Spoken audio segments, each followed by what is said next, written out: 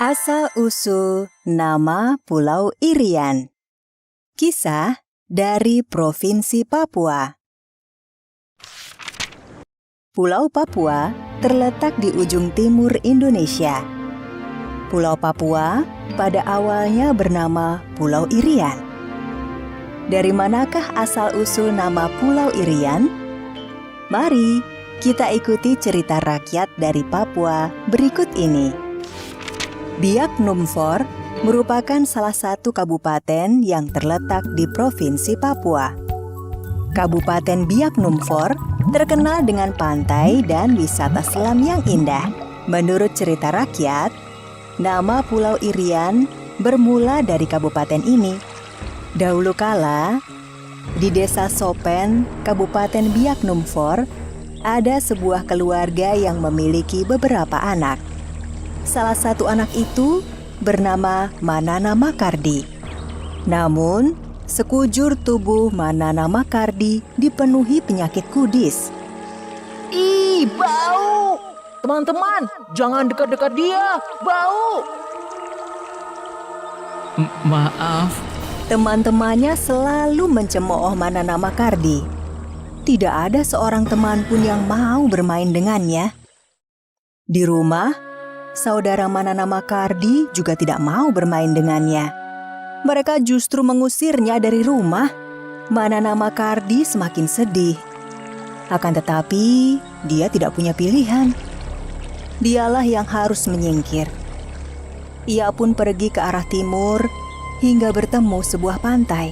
Di pantai tersebut, ia menemukan perahu yang sedang tertambat. Dengan perahu itu, ia mengarungi lautan. Lama berlayar seorang diri, Manana Makardi akhirnya mendarat di sebuah pulau yang banyak ditumbuhi pohon sagu dan kelapa. Ia pun memutuskan untuk tinggal di pulau itu.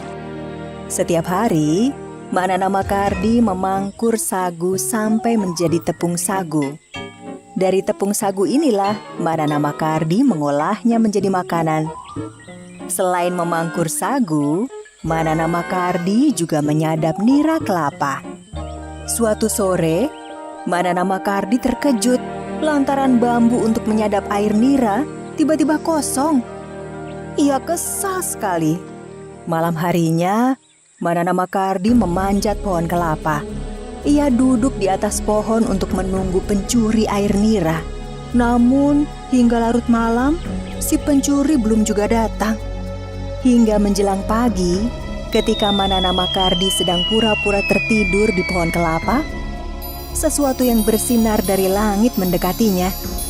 Melihat itu, Manana Makardi segera menangkapnya. Siapa kau? Aku adalah Sampan, si bintang pagi. Tolong lepaskan aku. Matahari hampir terbit. Tolong. Tidak bisa. Jika kau ingin aku lepaskan, kau harus berjanji untuk mengabulkan permintaanku. Sebutkan saja, aku akan memenuhi permintaanmu. Sembuhkan penyakitku dan berikan aku istri yang cantik. Sampan bersedia memenuhi permintaan Manana Makardi dengan menyarankan pergi ke pantai yang banyak ditumbuhi pohon bitanggur. Jika ada gadis yang engkau kehendaki tengah mandi di pantai, lepaskanlah, lemparkanlah satu buah bitanggur ke laut. Niscaya gadis itu akan menjadi istrimu. Manana Makardi melaksanakan saran Sampan. Ia menuju pantai yang banyak tumbuh pohon bitanggur. Di pantai itu juga banyak gadis-gadis yang sedang mandi. Namun ia tidak tertarik. Pada suatu sore, Manana Makardi melihat seorang gadis berwajah sangat cantik mandi di pantai. Karena terpesona, ia lantas memanjat pohon bitanggur dan melempar buah bitanggur ke gadis tersebut. Gadis cantik bernama Insoraki, putri kepala suku dari kampung Meok Bundi. Ia sudah membuang buah bitanggur yang mengenainya jauh-jauh, tetapi buah itu tetap kembali lagi padanya. Tidak berapa lama, Insoraki mengalami kejadian yang sangat mengejutkan. Perutnya membesar seperti orang hamil. Orang tua dan segenap warga kampung Meok Bundi menjadi gempar dan terheran-heran. Bagaimana mungkin Insoraki yang belum bersuami itu bisa hamil? Mereka tidak percaya. sebab Insoraki dikenal sebagai gadis yang baik akhlaknya. Selang 9 bulan kemudian, Insoraki melahirkan seorang bayi laki-laki. Keanehan kembali terjadi. Warga kampung Meokbundi melihat bayi itu tidak menangis ketika baru lahir. Insoraki menggelar pesta dan menamai bayinya Konori. Manana Makardi datang menghadiri pesta tersebut. Ketika mendapati Manana Makardi, bayi Konori mendadak berteriak-teriak. Orang-orang semakin terperanjat saat Konori menjelaskan bahwa lelaki berpenyakit kudis di seluruh tubuhnya itu adalah ayahnya. Manana Makardi akhirnya menetap di kampung Meokbundi. Namun, kepala suku dan warga kampung meninggalkan kampung mereka karena tidak tahan mencium bau busuk dari tubuh Manana Makardi. Mereka merasa jijik melihat tubuh Manana Makardi yang penuh dengan kudis itu. Kampung Meokbundi pun akhirnya sepi dan hanya dihuni Manana Makardi, Insoraki, dan Konori. Manana Makardi merasa sedih mendapati kenyataan itu. Ia pun menagih janji sampan. Dari sampan, ia mendapat petunjuk untuk menyembuhkan penyakitnya. Manana Makardi lalu membakar kayu-kayu kering. Insoraki bingung dengan perbuatan suaminya. "Untuk apa kau membakar kayu-kayu ini, suamiku?" Tenang dan menjauhlah, kau akan melihatnya nanti. Setelah api membesar, Manana Makardi lewat di tengah api besar yang menyala-nyala. Ajaib! Manana Makardi keluar dari nyala api dengan tubuh bersih dari penyakit kudis. Wajahnya sangat tampan. Insoraki takjub dan bahagia melihat perubahan suaminya. Sejak peristiwa tersebut, Manana Makardi mempunyai berbagai kesaktian. Manana Makardi lantas menyebut dirinya Masren Koreri, yang berarti lelaki yang suci. Manana Makardi lantas mengajak anak dan istrinya untuk melayari laut luas. Mereka mendarat di Pulau Numfor, tepatnya di Mandori. Manana Makardi dan anak istrinya memutuskan berdiam di tempat itu. Cuaca Mandori di pagi hari sangat dingin dan diselimuti kabut tebal. Namun ketika matahari terbit, udara berubah menjadi hangat dan kemudian menjadi panas. Ketika mendapati cuaca yang panas, Konori berteriak-teriak memanggil ayahnya. "Ayah, Irian, Irian!" Sejak saat itu, wilayah daratan luas di seberang Mandori disebut dengan nama Irian. Irian dalam bahasa Biak berarti tanah yang panas.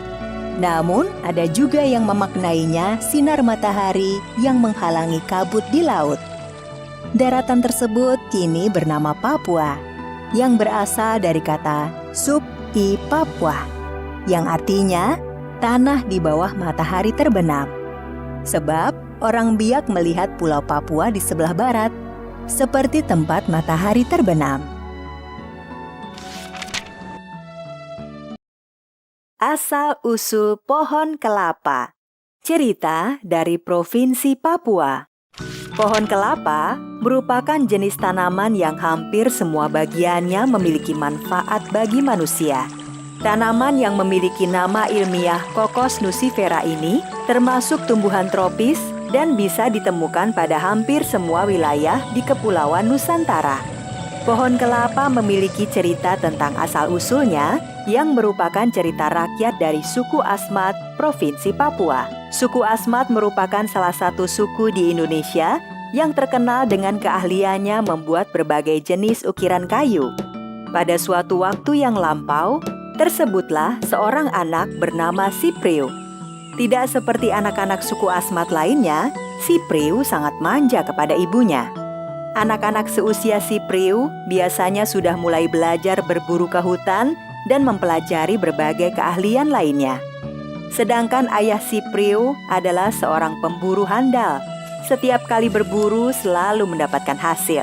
Malam itu, ketika ayah Sipriu membawa seekor burung kasuari hasil berburu, mereka duduk bersama menikmati makan malam.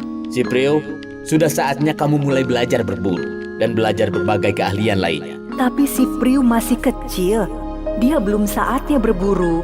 Ketika seumurannya, aku bukan hanya sudah berburu, tetapi juga sudah mahir membuat panah. dan tidur di Jeu. Jeu adalah rumah khusus yang ditempati oleh kaum laki-laki suku Asmat yang belum menikah. Rumah Jeu ini tidak boleh dimasuki oleh kaum perempuan. Sedangkan anak laki-laki yang usianya belum mencapai 10 tahun juga tidak diperbolehkan memasuki rumah Jeu. Karena engkau terlalu memanjakannya, akhirnya dia menjadi penakut. Hanya untuk tidur di rumah Jeu pun dia tidak berani. Ayah Cypriu pun akhirnya pergi ke rumah Jeu untuk berkumpul dengan para lelaki dewasa lainnya. Sedangkan Cypriu yang ketakutan tinggal di rumah bersama ibunya. Ketakutan Cypriu bukan hanya karena rumah Jeu yang jauh, tetapi juga karena sebuah pohon ucu yang terletak antara rumahnya dengan rumah Jeu. Konon katanya, seperti yang sering dia dengar, pohon ucu itu ditinggali oleh roh. Pohon ucu adalah sebutan untuk pohon beringin bagi suku Asmat. Di pohon ucu tersebut memang merupakan tempat tinggal roh. Tetapi orang-orang menganggapnya sebagai roh baik karena suka menolong dan tidak pernah mengganggu.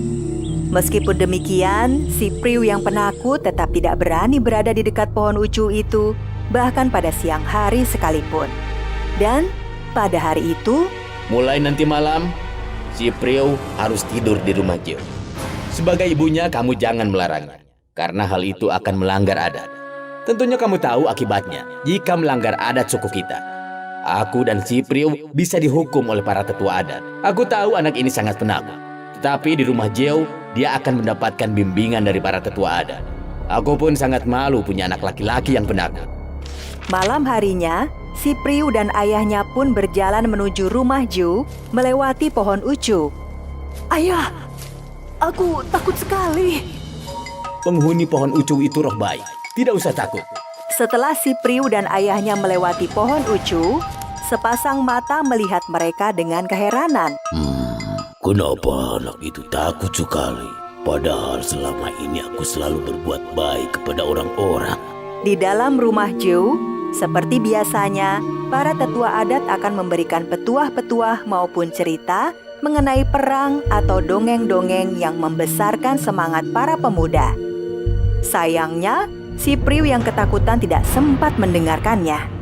Dia segera menutupi tubuhnya dengan tapin. Tapin adalah sejenis tikar yang terbuat dari anyaman daun pandan. Malam itu, Cypriu berjalan sendiri dari rumahnya menuju rumah Jeu. Ayah Cypriu sepertinya melatih keberanian anaknya sehingga memaksanya pergi sendiri ke rumah Jeu. Begitu sampai di pohon ucu, Cypriu yang ketakutan pun berlari sekencang-kencangnya. Begitu sampai di rumah Jeu, Cypriu segera menutupi tubuhnya dengan tapin. Teman-teman Cypriu hanya melihatnya dengan heran. Begitulah yang terjadi setiap malam. Cypriu yang ketakutan selalu berlari ketika melewati pohon ucu. Di dalam rumah Jeu, Cypriu tidur lebih dahulu dan tidak sempat mendengarkan petuah para tetua adat. Setelah malam semakin larut, maka semua penghuni rumah Jeu itu pun tertidur pulas. Tidak lama kemudian, roh ucu mendatangi rumah Jeu tersebut. Anak penakut itu sungguh tidak berguna bagi sukunya. Akan kuambil rohnya, dan anak itu akan kujadikan sesuatu yang berguna.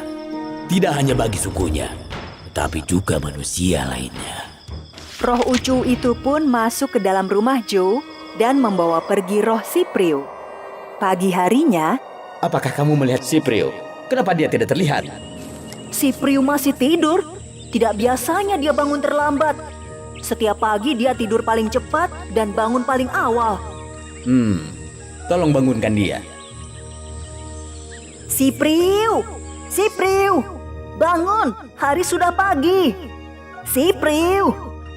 meskipun sudah dibangunkan berkali-kali, Cypriu tidak juga bangun.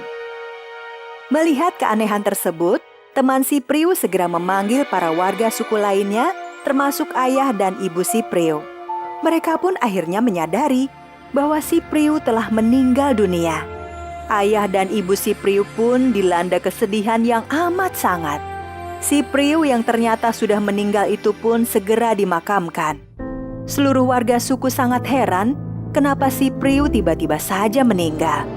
Tidak ada satupun warga suku yang mengetahui penyebab sebenarnya yang membuat Cypriu meninggal. Malam harinya, Tanpa sepengetahuan siapapun, di atas makam si Priu, tiba-tiba saja muncullah sebuah pohon yang bentuknya aneh. Semakin lama, pohon tersebut semakin besar dan berbuah lebat. Keesokan paginya, seluruh warga suku terkejut melihat pohon aneh yang tumbuh di makam si Priu. Sebuah pohon yang belum pernah mereka lihat sebelumnya. Pohon yang tumbuh di makam si Priu itu kemudian disebut dengan istilah jisin atau pohon kelapa dalam bahasa suku Asmat. Sedangkan buahnya disebut dengan istilah Akya Manmak, yang artinya buah yang berasal dari orang mati. Pohon kelapa menjadi pohon yang memiliki manfaat dari akar, batang, dahan, daun, dan buahnya. Pohon kelapa merupakan salah satu tanaman yang memiliki manfaat sangat besar bagi manusia. Biwar, sang penakluk naga. Cerita dari Provinsi Papua. Pada zaman dahulu, tersebutlah sebuah kampung yang terletak di wilayah Mimika, Papua. Mimika merupakan salah satu kota yang terletak di Provinsi Papua. Kota ini awalnya merupakan wilayah setingkat kecamatan, bagian dari Kabupaten Fakfak. Tahun 1999, Mimika secara resmi dijadikan wilayah setingkat kabupaten. Kehidupan kampung tersebut berlangsung aman dan tentram. Penduduk kampung hidup dengan damai dan saling bekerja sama satu sama lainnya. Seperti masyarakat Papua pada umumnya, makanan utama penduduk kampung tersebut adalah sagu. Mereka mencari sagu di hutan dan kemudian mengambil sari patinya sebagai makanan. Bagian ini biasanya dilakukan oleh kaum laki-laki.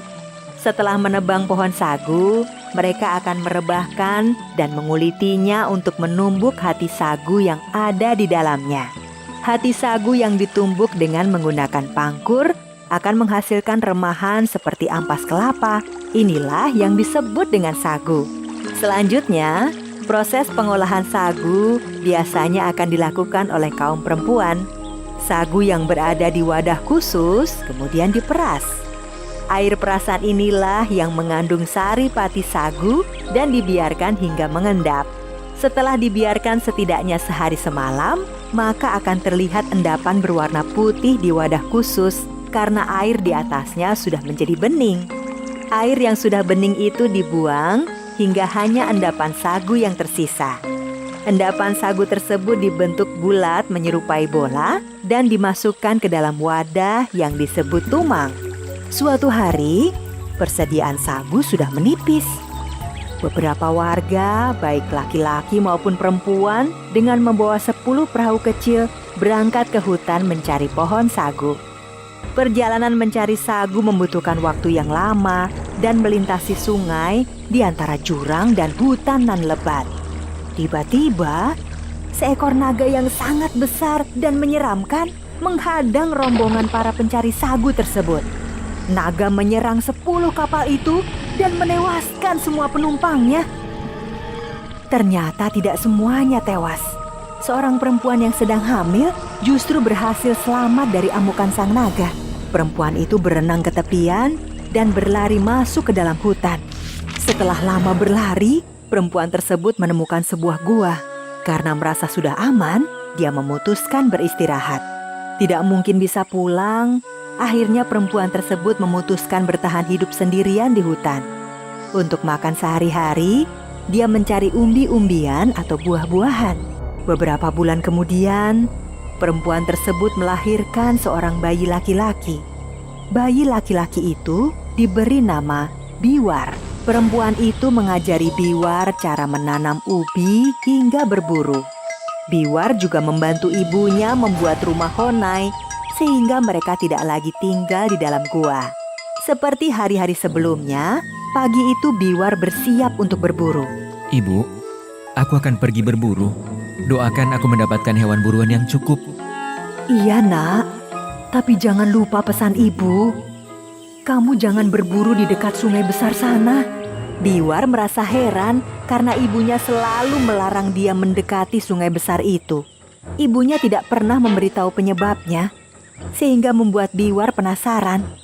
Hari itu, Biwar melanggar pesan ibunya. Dia pergi berburu mendekati sungai besar itu. Melihat banyak ikan besar di sungai itu, Biwar segera menangkapnya. Meskipun ada rasa khawatir dengan pesan ibunya, Biwar terus saja menangkap ikan-ikan besar yang jumlahnya sangat banyak. Padahal banyak ikannya, kenapa ibu melarangku mendekati sungai besar ini? Ibu, lihat banyak ikan besar yang berhasil aku tangkap. Biwar, jangan katakan kalau kamu menangkap ikan ini di sungai besar sana. Memang iya, Bu. Sebenarnya ada apa dengan sungai besar itu? Ikan di sana sangat banyak dan kita tidak perlu repot-repot masuk jauh ke dalam hutan untuk mendapatkan daging. Biwar, di sungai itu ada seekor naga yang besar. Naga itulah yang membunuh ayahmu, paman-pamanmu, dan beberapa warga kampung lainnya.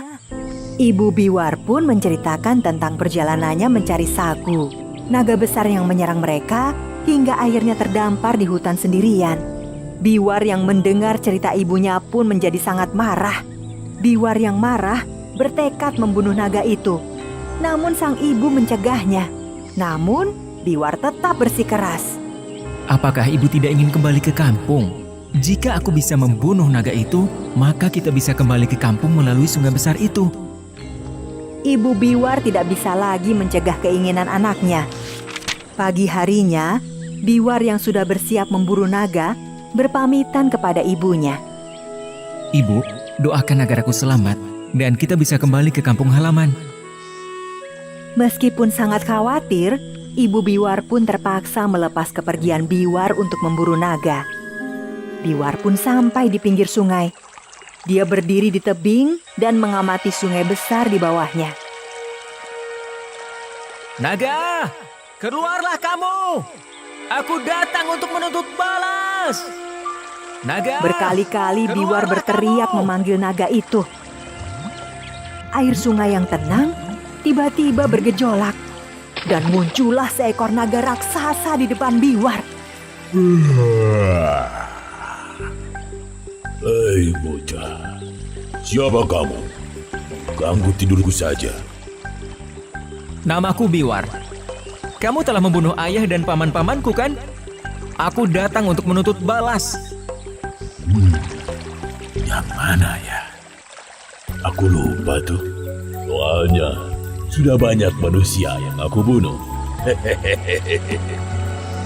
Dasar naga pembunuh. Kali ini aku akan membalas perbuatanmu. Baiklah, silakan membunuhku. Aduh, sakit sekali. Aduh, panahmu melukaiku. Tetapi Biwar terus memanah naga itu meskipun tidak mempan. Naga hanya tertawa mengejek Biwar. Aduh, tombakmu tajam sekali. Sisiku terluka. Hei, senjatamu sudah habis ya? Lalu, bagaimana kamu bisa membunuhku? Kalau aku gagal membunuhmu, kamu boleh membunuhku. Sebenarnya, sebagai naga senior yang disegani, aku malu untuk membunuh bocah kecil seperti ini. Tapi, baiklah. Lagi pula, aku sudah lama tidak membunuh manusia. Naga menyembur Biwar dengan apinya.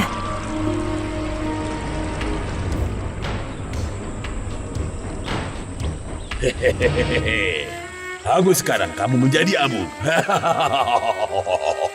Hei naga, aku belum mati. Kejar aku kalau berani. Hei, di mana kamu? Tidak mungkin kamu bisa lolos dari semburan apiku. Naga yang marah karena merasa dipermainkan terus mengejar Biwar sambil menyemburkan apinya. Biwar dengan lincah meloncat dan berlari menghindari semburan naga.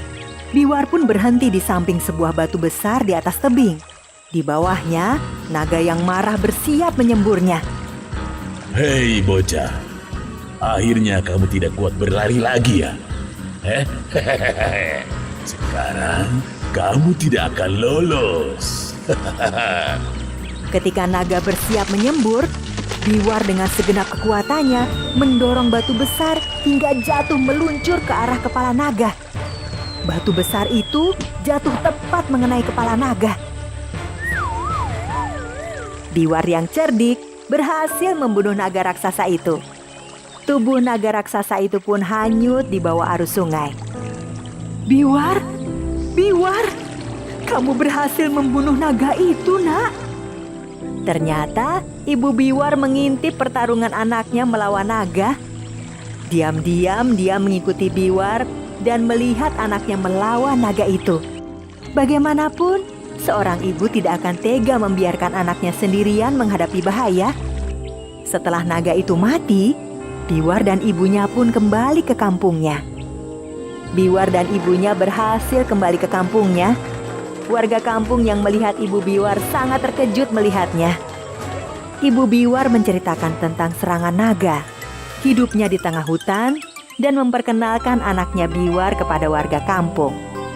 Ibu Biwar tidak lupa menceritakan bagaimana anaknya berhasil membunuh naga raksasa itu. Sejak itulah, Biwar dikenal sebagai sang penakluk naga.